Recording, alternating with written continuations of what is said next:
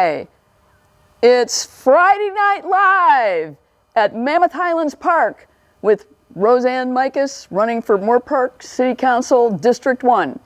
Welcome to our Facebook Live event. Happy to have you here. I see we have a few people here in the pavilion, and I'm sure there's probably a lot more at home. I thought I'd start out today a little different than we did last week when we were at Campus Canyon Park, and tell you a little bit about my background and education. A couple of people have asked me about that. I used to talk about that a lot in the old days, but I didn't think it was as necessary. But there are a lot of new people in town, so maybe you do need to hear a little bit about my background. It is on my website and so forth.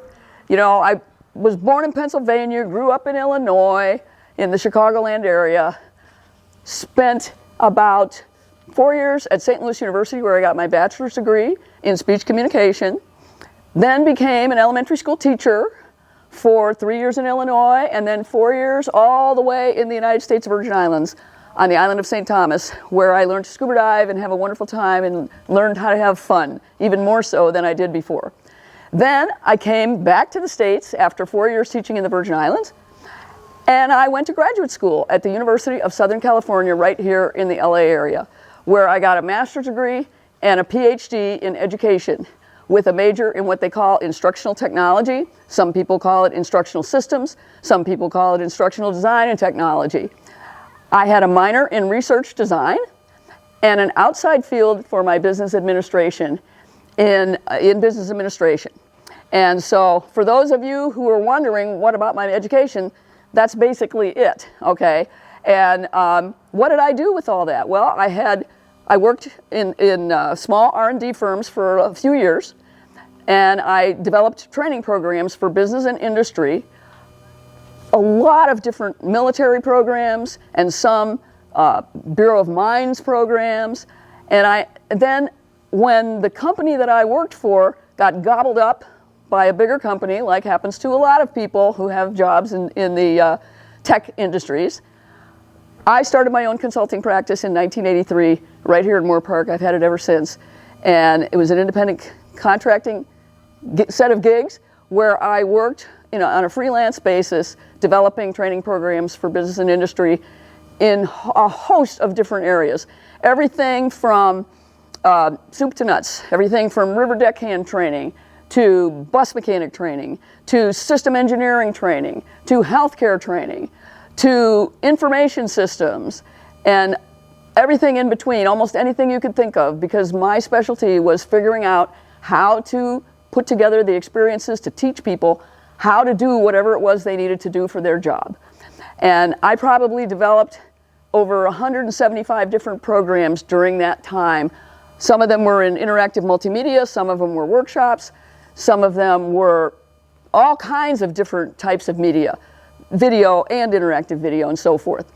Some of them were even just audio, some of the old school ones. So there were a lot of different things like that. Then after part of my practice was developing grants as well. I worked in the nonprofit sector, worked with schools and colleges and nonprofits, and I wrote winning grants in areas all around Southern California worth about $34 million over the time that I did that.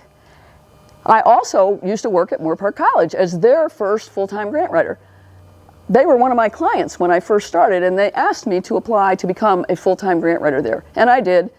And I worked there for 5 years before I got laid off during one of the economic downturns, so I know what it's like to get laid off. And I won them $6 million worth of programmatic stuff. Some of the ones I'm most proud of is having written the very first grant to start the high school at Moore Park College, one of my favorite high schools here in Moore Park, okay? And there were a lot of other projects as well, but those are a couple of examples of some of the things that I did as a working woman with her own business, And so for those of you who think, what have you ever done besides be on the city council? That's how I made my living. Since then, in the last 10 years, I segued again. I still provide education and information to people, but instead I do it as an insurance agent to help people as they get toward retirement and have to go on Medicare and have to figure out, what do I do for my Medicare? How do I do this? And that's what I do right now. I've been doing it for 10 years, and I've really never changed my job. I still just provide education and information to people. And that's what I do as a city council member. I provide education and information to you and to the people who want to know what's going on. And so a lot of people have asked me while I've been walking in the neighborhoods, and I've been doing that for the last many months, along with some of my volunteers. And they say, well, you've been off the council for 2 years now. What in the world is making you want to do it again? You know, well, what's making me want to do it again is because I could see that we were losing a lot of the experience that was on the city council based on people moving on to different portions of their lives to do something else. And if I didn't run and get elected, hopefully, we would be left with 2 people on the council who have 0 years experience come December, 2 people that have 2 years experience because they just got elected 2 years ago when we first started district elections, and they're learning and getting their feet wet like they should. And then we would have 1 person that is finishing his first term on the council, which would be 4 years. And so I'm like, whoa, I like new people on the council too, just like you do. I just don't want them all to be new at the same time. And this has resonated when I'm out in the neighborhoods. People say, oh my goodness, we do need some experience on there. You could help provide a balance so that there would be even some mentoring that you could provide to help people know about some of the historical things that have happened and help people learn the ropes, because it does take 4 to 6 years to learn the ropes to be on the city council. You might not realize it, but it does. Okay, so that is one of the key things for why I'm running. And I did want to, I came up with a quote that I thought was kind of appropriate for you because it relates to this whole idea about how experience matters, because I do believe experience matters.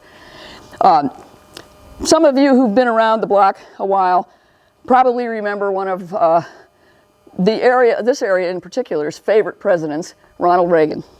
And when Ronald Reagan was running for president in 1984, he was being asked about whether or not he had too much experience. And he said, and I will quote because I think it kind of applies here too, I quote, "I will not make age an issue of this campaign. I am not going to exploit for political purposes my opponent's youth and inexperience." And so those of you who remember that, it drew a lot of laughs when it was Walter Mondale that was running against him at the time. And even Walter Mondale said that he knew that after that line, it seemed like Reagan was going to win. And so we'll see what happens. Anyhow, I said that last time when we were at Campus Canyon Park that a lot of the questions that I get fall into 4 themed areas for the most part, and then 1 side area. The 4 themed areas are the city budget and finance. How does it work? Truck traffic on LA Avenue and other LA Avenue related issues. What have we done? What are we doing? What can we do? What can we not do? High Street streetscape and economic development on High Street. And the changing retail commercial landscape. What is happening in Moore Park and the nation?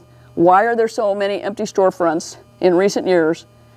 And 2 of the 4 workshops, I advocated for these 4 themes for the city to do workshops for you so that you could find out about each one of these items.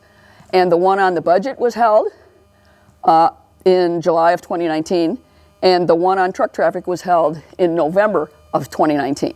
I have posted both of those workshops links on my Facebook page, which is facebook.com/Mikos for Council. And so if you want to get a bit of history about that kind of stuff, that would be a good place to look. And so I'm going to focus a little bit on the High Street piece now. That should be the next workshop. The other 2 workshops didn't happen because COVID got in the way, and it will be one of my missions when I get back on the city council to hopefully convince my colleagues on the council at that time that we need to do those other 2 workshops and have the staff do it, because everybody is still asking about these very same things, and we need to let people know. As far as High Street goes, the city has invested just a ton of money on High Street, and you might not realize it.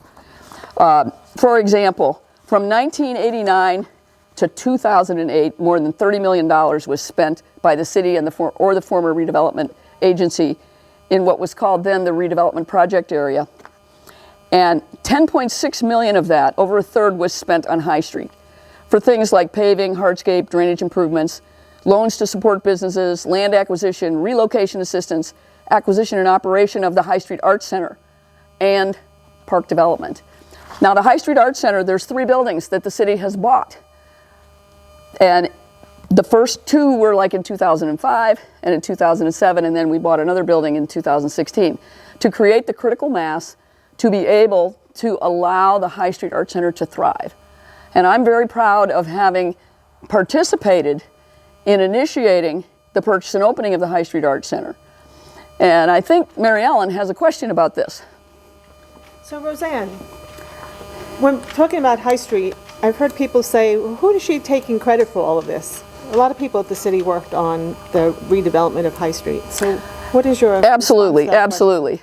Well, a lot of people don't know about some of the things that go on behind the scenes, okay? The old days of the Moore Park Playhouse and the Moore Park Melodrama, it closed down and it was up for sale. And there was a guy by the name of Larry Jantz, who you know that name probably because the Jantz family in Thousand Oaks is a very important family in development and also in environmental preservation and also in the arts. And Larry Jantz came to me to say, I want to do something to save this theater for the city of Moore Parks.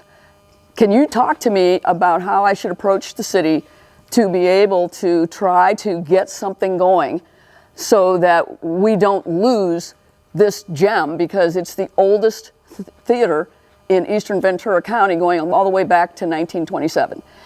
And so Larry created a business plan. I reviewed it with him and so forth, and we basically continued our conversations over a period of time. And I don't make a big deal about what I do behind the scenes to make these kinds of things happen. I didn't make it happen all by myself. It would have never happened without Larry Jantz himself, but he knew that he needed to be talking to somebody that was connected in the city, and he chose me to talk to. Okay, that doesn't mean he didn't talk to anybody else too. I'm sure that he probably did. But the reality is that as it evolved, he did buy that theater. He ended up borrowing money from the city to buy it the first time. And then afterwards, after he decided that he didn't really want to be running the theater again himself for forever, we ended up buying the theater from him. And he paid back all of the loans that he had from before. And we basically started the general manager way of running the theater. And there was a lot of contentious discussions over periods of time. Some council members didn't think we should do anything that related to having a theater. They thought it should only be the private sector. But I was one of the biggest advocates that said, no, this is something that belongs in public ownership. And Clint Harper and I both were the two initially that kept pushing for it. And eventually we brought around the rest of the council. And yes, you did have to have, because you always have to have 3 votes to get anything accomplished in the final analysis. But all that pre-work is stuff that you do. You know, 1 vote will get you absolutely nowhere in terms of what you want to accomplish on the council. And that's something that we all learn, and you basically have to be an advocate for as long as can be. We had one council member, who shall remain nameless, that was really trying to get us to stop doing the High Street Arts Center. And there was a lot of criticism. And that's when, talked with staff, figured out that if we would create the Moore Park Community Foundation for the Arts, and I made the motion to do that, that way we would be able to not have the staff of the city of Moore Park trying to do something that they're not that good at, which is to run a theater. And they would be the first to acknowledge that they're not that good at it. And at first, the council and the staff didn't like the idea of the foundation, but as we developed it further, it turned out that it was the right way to go. And it morphed over time so that the city wasn't involved in the foundation after a while. And now the foundation is operating the theater in the black on its own. And yes, the city still owns the buildings, so the city still has a big investment, but we're not putting lots and lots of money into the operations. So I'm very proud of the role that I played on that, and hopefully that answers your question.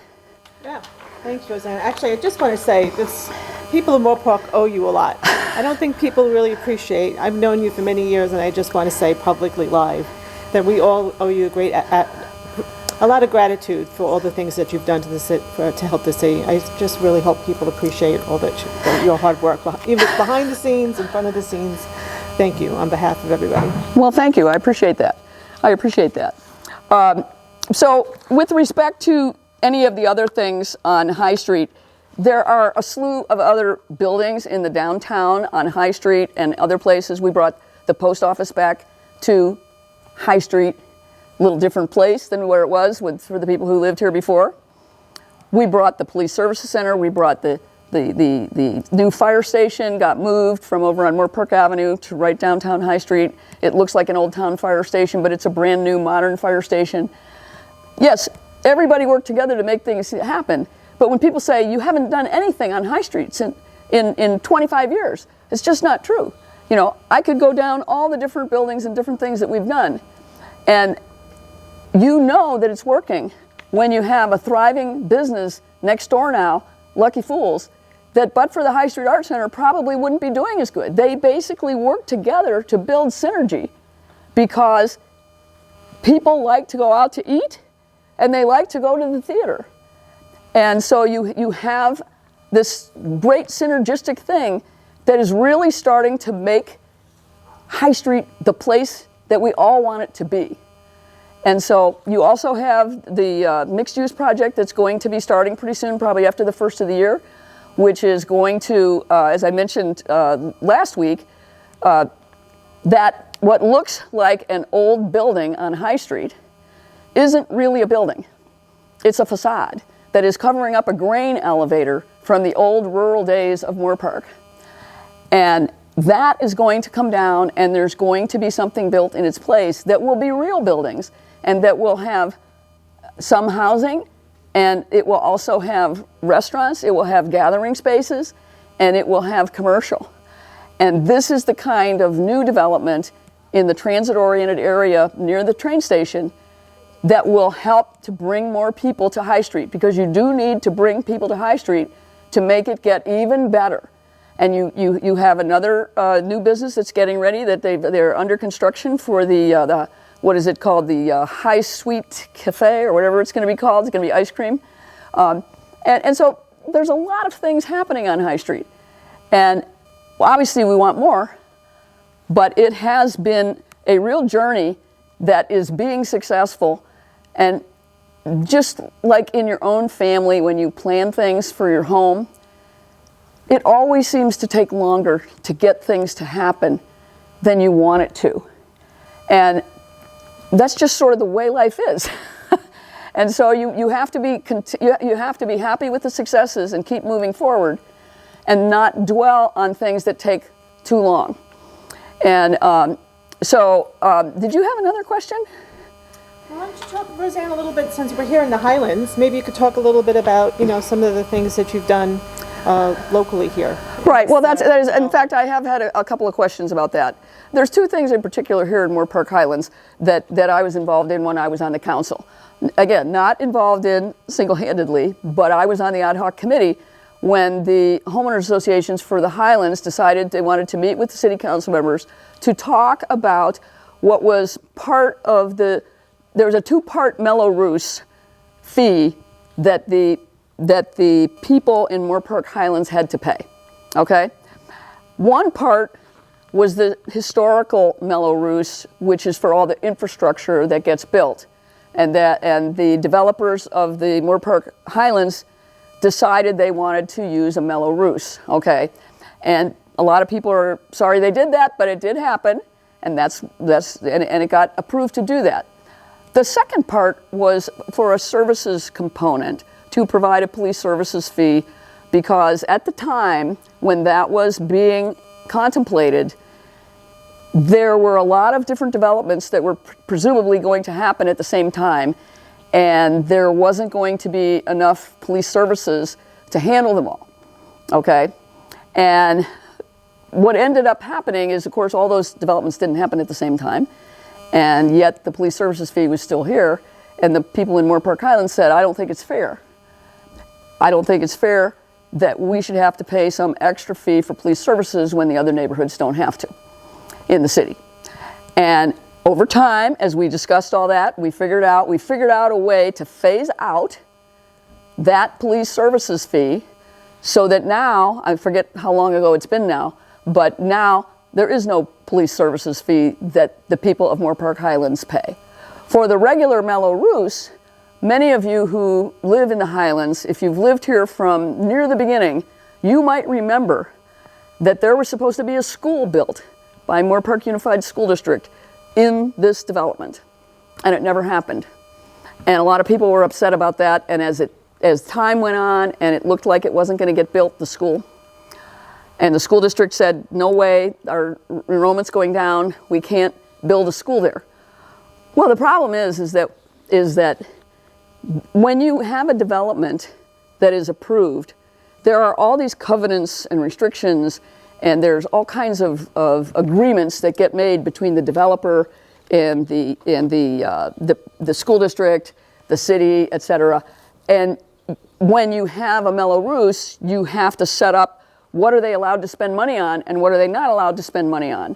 And it's all in documents that are used to get the bonds to be able to do the development itself. And so it's a kind of a complicated arrangement that you can't just change willy-nilly, because you have to follow the law on how you use that stuff. So what the city did was went to the school district, went to the Moore Park Highlands developer. At the time, I believe it was Part E, okay? And talked to all these people, because the way that the documents read, if you didn't build a school on that site, then it was going to remain a dirt lot forever. Unless you could do something else and change the rules by having a negotiation. And so the city led the negotiations with all of the different players, and what ended up happening is we got agreement from everybody. Everybody had to give up something in order to get something. And basically, we got an agreement to build more houses, which turned into the lovely Living Smart neighborhood that many of you who are watching live in now. That was going to be a school where you live. But because it was allowed to be made housing, that meant there were more houses in this development than there were before. The city had to give up a little bit on affordable housing. The school district had to give up on how much money was going to be paid by the developer. The developer had to give up because he couldn't have certain things that were going to be paid for by the various fees. But what it did for you in the Highlands is, because since there were more homes to split the money, the fees, the Mello-Roos fees, it meant that every single home was paying fewer dollars than they would have paid if we didn't let those additional houses come to the Living Smart neighborhood. So that's something that I think is really cool. So I have one more question. Oh, you did? Yeah. Okay. Okay, that's all right. That's all right. I live nearby here too. Okay. And I go down High Street to Princeton to the 118 all the time. Right. That's how I get into the valley. Yeah. And I've seen the construction, which I'm thrilled to see. Right. That Princeton Street is Right. finally Right. going to be widened, etc. But could you tell us why it's taken so long? Oh yes, that was my number one issue when I first got elected to the city council, was Princeton Avenue. And I campaigned on that in the very beginning when I first got on the city council. And do you know that it took me 3 years of being on the council, the very first 3 years, it took me 3 years to even get one more vote from another council member to say that Princeton Avenue was an important thing that needed to be on our goals and objectives. And then it took another year after that, after 4 years, to get a third vote. And so I mentioned a little bit earlier, one vote will get you absolutely nowhere when you're on the city council. But you have to be persistent. You have to be an advocate. And I became the leading advocate for Princeton Avenue. And it got to be comical. Every time the objectives would be coming, and at least it finally made it to the objectives. But it's such a huge and complicated project where we needed right-of-way for about 28 different parcels. And we had to work with Caltrans, which, as most of you know, is always difficult. There were just a lot of obstacles in the way. And so basically, every time we would be looking at goals and objectives each year, the first thing I would ask, they all knew it was coming, is what's the status on Princeton Avenue? What have we accomplished since last year? This is, to me, the most important thing that needs to be done in our city. And at first, I was the only one with the drumbeat.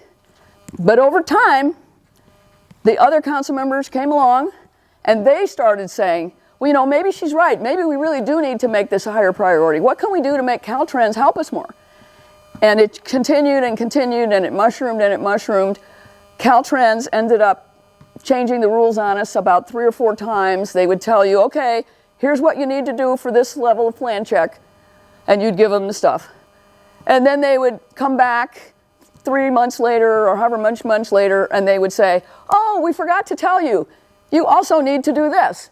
But they never told us about the second this, and they should have told us that at the beginning. The problem is, Caltrans has control over what happens on that particular street because we go under the freeway.